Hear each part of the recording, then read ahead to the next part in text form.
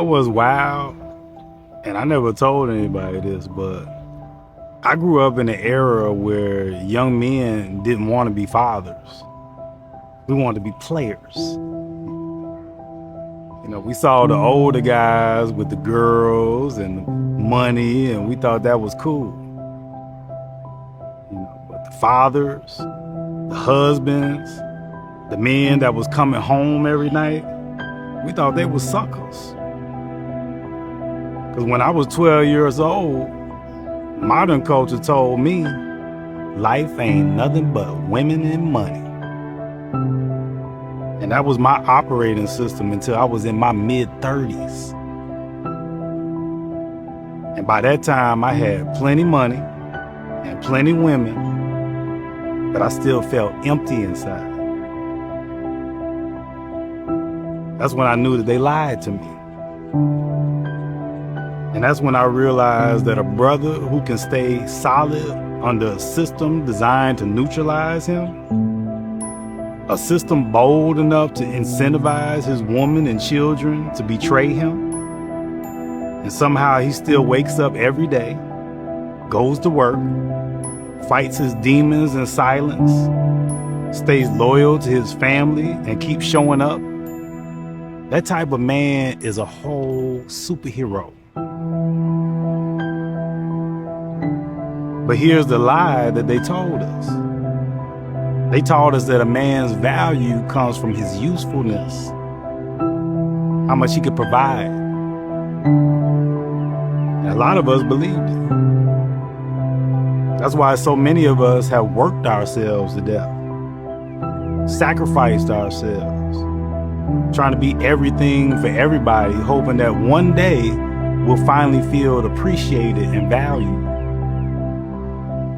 But the crazy part is, a lot of men did that and still felt invisible. So that's the evidence right there.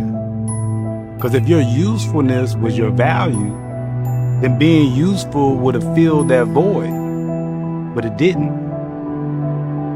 Because your usefulness was never your value. Your value was always in your presence. That's why children don't care as much about gifts as they care about your presence. They want to feel chosen. Think about it. Most people can't remember what they got for their childhood birthday party, but they'll never forget who showed up. That's why a healthy father's presence is powerful. Sometimes he don't even have to say nothing. His presence alone changes the atmosphere. Children settle down. People feel protected and supported. That's power. And maybe that's why healthy men have been demonized in recent years. Because a man rooted in God, purpose, family, and community becomes difficult to control. And a family built around a man like that becomes even harder to control. So nowadays, that's the type of man that I look up to. Because I know how hard it is.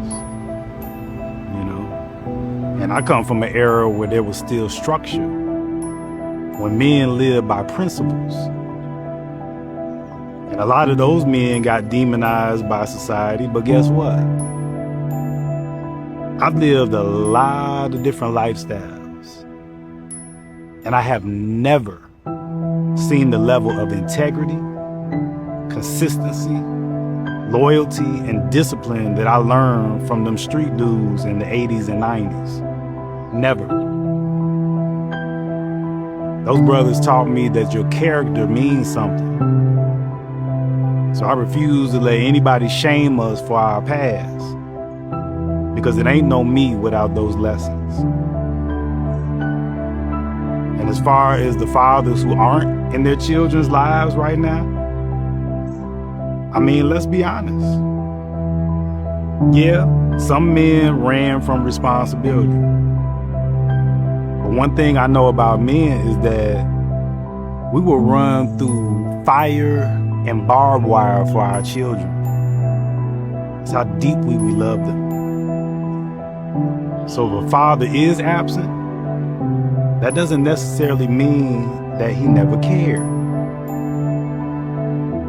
Because the reality is, a lot of men got painted like villains before anybody heard their side of the story. You know, some got pushed out. Some got manipulated out. And some chose peace over exposing their children to constant chaos. And some just lost to the system. And the pain of not being there is something that a lot of us carry in silence. You know? And maybe that's what the young brothers need to hear. Because the first marriage isn't to a woman, it's to God and your purpose. That's the marriage that comes first. Because if a man can't commit to his purpose, what makes him think he's going to commit to a family? If he can't keep his word to himself, what makes him think he's going to keep his word to his wife? Men are initiators, which means we go first. So how can a man expect a woman to follow him if he's not following God? Because women don't follow men. They follow the God that is operating through a man. But on the flip side, if a woman doesn't know God, she won't even be able to recognize God in that man. So think about that. But I salute every father who continues to show up, even though they're carrying the weight of the world on their shoulders. The world may never fully understand your sacrifice, but real men do. Because a man's value isn't determined by what he can do. It's determined by who he is.